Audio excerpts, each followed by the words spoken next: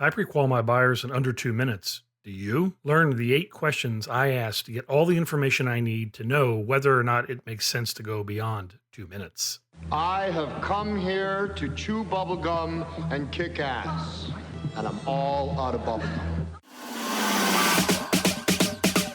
This is the Virtual Real Estate Investor Podcast with Vincent Polisi. Buckle your seatbelt and prepare to learn how to legally make 6 figures investing in real estate with no money, no credit check, and nothing but a computer and internet connection. Learn how you too can begin generating buyers and sellers for free today, and why you're only 2 calls away from making a $10,000 or more payday while never leaving the comfort of your home. And now, your host, the virtual real estate investor, Vincent Polisi. All right, Investor Nation, here we go. Sure, you've heard this plenty of times before. It's called Time is Money, and we don't want to waste time. So you're about to find out why I pre-qualify buyers in under 2 minutes in the exact questions, all 8 of them that I use every single time when I do it. Put that coffee down. Coffee's for closers only. You think I'm with you? I am not with you. And now, it's time for Coffees for Closers Only. Listen as Vincent walks you step by step through sales closing techniques, objection handling, pre-qualification questions, the 4 buying personality types, NLP, and everything related to professionally closing sales. So the reason for the pre-qualification and the reason it's done in under 2 minutes is because people will allow you to entertain them on the phone for hours if you let them. Don't do it.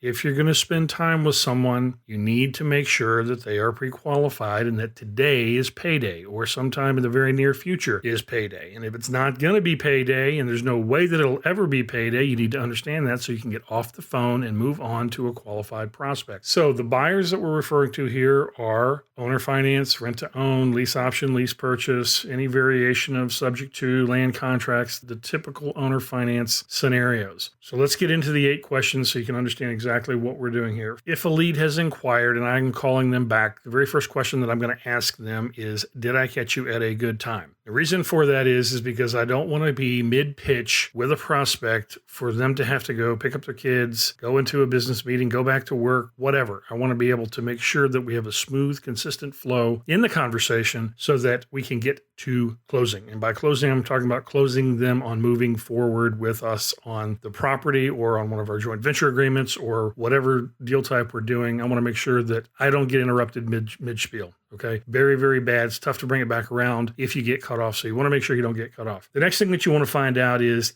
there anybody else that's going to be helping you make this decision? In other words, who's the decision maker? Are they going to be hitting you with the appealing to the higher authority close after you've wasted all your time explaining everything to them to their satisfaction, only for them to tell you, well, I need to run this by my husband, or, well, I need to run this by my attorney, or my financial advisor, or Aunt Bessie, whoever. You've got to find that information out up front. Otherwise, what happens is you end up wasting time explaining everything. Then they go back and try to explain it to somebody else, which they can't do. And then you never hear from them again. Total waste of time. Don't do it. If they do have somebody else, the appropriate time to get that other person on the phone, the decision maker, is right then before you waste any time presenting anything. So let's get into the actual questions. Once we've identified that it is a good time and that I am talking to the decision makers, then we're going to go through a variation of these questions. That is, when are you looking to move? I need to understand time frame. Is this an immediate deal that we're going to get paid on, or is this a year down the road? What kind of payment are you looking for? What do you have set aside for a down payment? I want to know if they're of the mental mindset that they understand that they're going to have to actually put down a down payment. Is that money liquid and available now?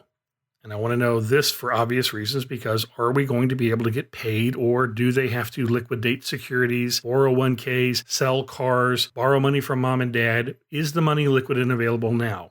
We want to know that information immediately. If the answer is yes, then I move on to fantastic. Where is it? Once again, I'm clarifying and I'm making sure that we understand, is this money in a bank account? Is it in the mattress? Or is this a 401k or securities or something else that you have to get from somebody else where you can't pay that money right now today immediately? If the answer is no, then once again, we want to find out why not. And is it going to be something that we can affect so that we don't waste a lot of time?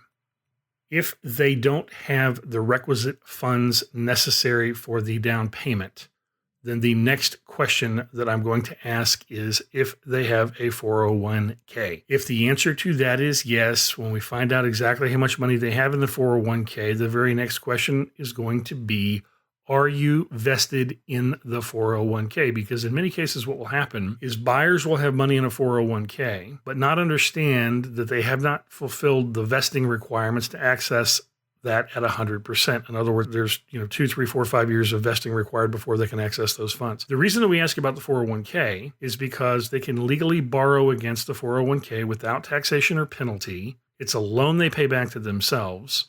And those funds can be utilized for the down payment for the purchase of a home. And the contracts that we utilize, obviously, are bona fide purchases under the IRS installment sales contract guidelines, so it qualifies for that. And you will be able to get deals done that you otherwise would not have in understanding whether or not they have a 401k and if they're vested in the funds in the 401k. And in many cases, the buyers themselves don't know that they can borrow against the 401k without taxation or penalty for the use of a down payment on the purchase of a home. So to review, when are you looking to move?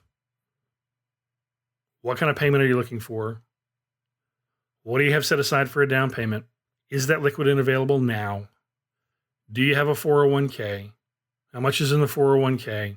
Are you fully vested in the 401k? Now you have the answers that you need to understand whether or not you're dealing with a qualified prospect. And from there, you can move on to the rest of your presentation, feature benefit, the property, the program, the whatever type of deal it is that you're selling, and close. Thank you for listening to the Virtual Real Estate Investor Podcast with Vincent Polisi. If you found any value in this podcast, please use our Give to Get method and take a moment to give us a 5-star rating in iTunes and your favorite podcast service so we can keep giving you excellent episodes of real content you can use to profit today.